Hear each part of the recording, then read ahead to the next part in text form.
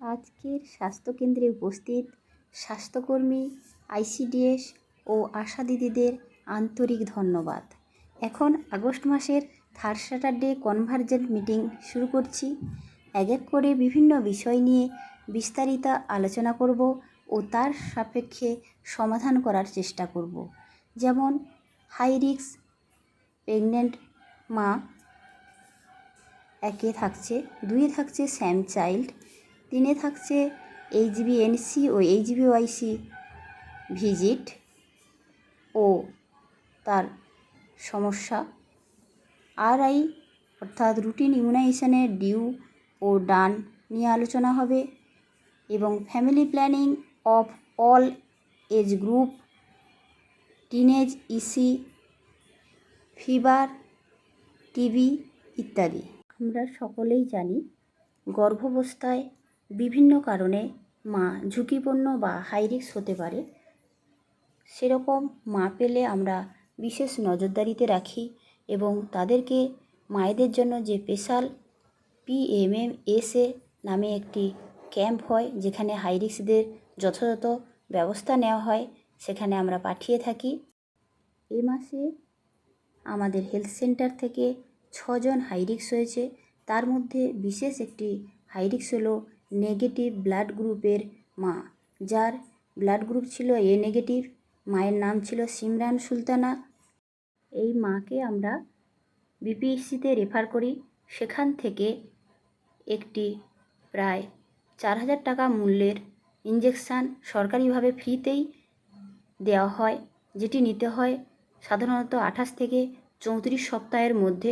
Injection anti-D immunoglobulin দিলে haemodialysis হয় না, যার ফলে মা ও শিশু দুজনেই নিরাপদে থাকে।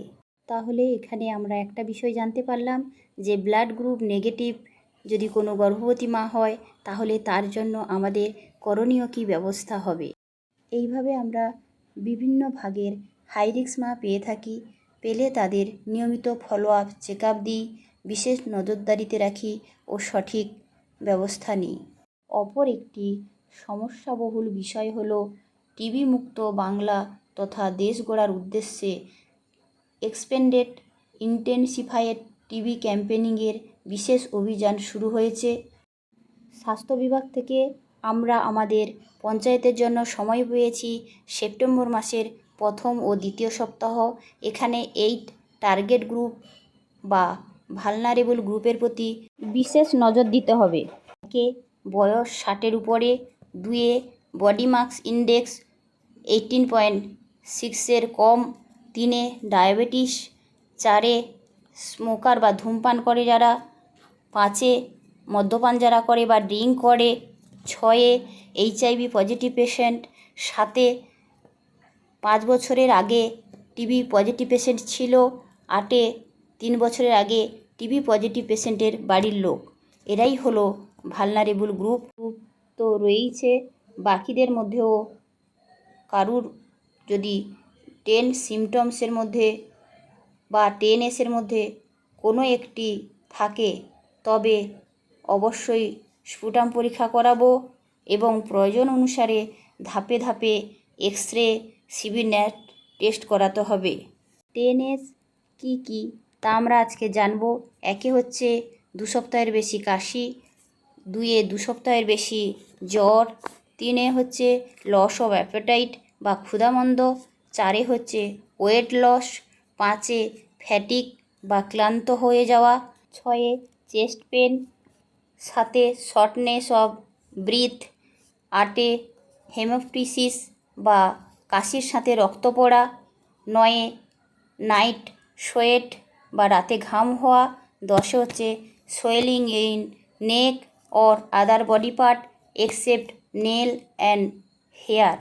এই বিষয়ে নিজেরা সচেতন হন ও সবাইকে সচেতন করুন। আশা দিদিরা বাড়ি বাড়ি সার্ভেতে যাবে, কেউ কোনো কিছু লুকোবেন না।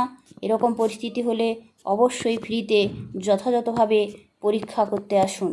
এই প্রোগ্রামের উদ্দেশ্য হলো 2015 সালের মোট যে টিবি পেশেন্ট ছিল তার বেসলাইনের সংখ্যা ধরে তার 80% কমাতে হবে এবং এই সময় যত টিবি পেশেন্ট মারা গেছিল বর্তমানে তার 90% মৃত্যু কমিয়ে আনতে হবে। দ্বিতীয়ত, রোগের জন্য আউট অফ পকেট এক্সপেন্ডিচার 0, অর্থাৎ ফ্যামিলির ইনকাম সেইভাবে এই রোগের পারপাসে খরচ হবে না। টিবি পজিটিভ পেশেন্ট হলে সরকারি স্বাস্থ্য দপ্তর থেকে প্রায় 1 লক্ষ টাকার প্যাকেজ মেডিসিন, ল্যাব পরীক্ষা ও পুষ্টি বাবদ বরাদ্দ থাকে। এর উদ্দেশ্য হলো ব্যক্তি, পরিবার তথা সমাজকে রক্ষা ও টিবি মুক্ত দেশ গড়া। তাই আপনারা সবাই এই অভিযানে সহযোগিতার হাত বাড়িয়ে দিন। তাছাড়াও মান্থলি ওয়াইজ সুস্বাস্থ্য কেন্দ্র থেকে যক্ষ্মার পরীক্ষা করা হয়ে থাকে। ও সাথে থাকুন, নেক্সট নতুন আলোচনায় আবারও দেখা হবে। ভালো লাগলে লাইক, শেয়ার, কমেন্ট করে দিন ও নেক্সট পর্বে আবারও দেখা হচ্ছে। আজকের মতো নমস্কার।